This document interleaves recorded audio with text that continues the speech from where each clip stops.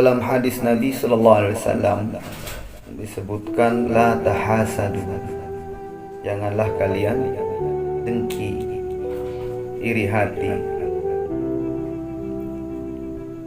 Di dalam bahasa Arab itu hasada yahsudu atau yahsidu, hasadan itu artinya iri, dengki.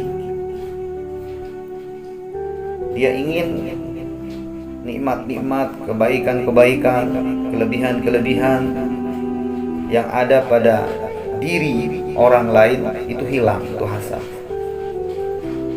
Maka ini perbuatan yang dibenci oleh Allah Subhanahu wa taala. Maka poinnya itu, rumusannya itu, hasad itu SMS. Senang melihat orang susah, susah melihat orang senang. Itulah hasad. Jadi kalau ada dalam diri kita sifat ini, maka beristighfar, bertobat, perbaiki, bersihkan hati kita dari sifat itu.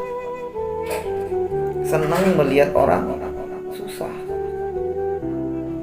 Kalau orang lagi susah, orang lagi rugi, orang lagi ditimpa musibah, itu dia senang, gembira. Sebaliknya susah melihat orang senang. Orang dapat rezeki, orang untung, orang dapat kebaikan, orang tersohor, dia yang susah, dia yang pusing. Itu hasad. Maka ini sifat yang mesti kita hilangkan. Maka orang-orang hasad ini temennya siapa? Iblis. Itu nanti di neraka. Karena iblis dilaknat oleh Allah karena hasad, dengki, iri kepada Nabi Adam. Siapa lagi temannya di neraka orang hasad? Qabil. Qabil ini karena hasadnya, dengkinya, irinya kepada saudaranya sampai dia bunuh saudaranya sendiri. Lalu bagaimana agar sifat hasad hilang dalam diri kita ini? Caranya sebenarnya mudah, cuman kita ini nggak mau mengamalkan. Caranya bagaimana?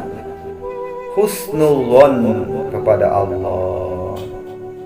Husnuzon, berbaik sangka kepada Allah. Loh, kok kepada Allah? Ya iya, yang memberi orang itu namanya baik, tersohor siapa? Allah. Karena dia ada kelebihan, ada kemampuan sehingga orang senang dengan dia. Itu diberikan oleh Allah. Ya, kenapa kita yang marah? Yang berikan rezeki orang itu sehingga dia untung, kemudian jadi orang kaya itu siapa? Allah.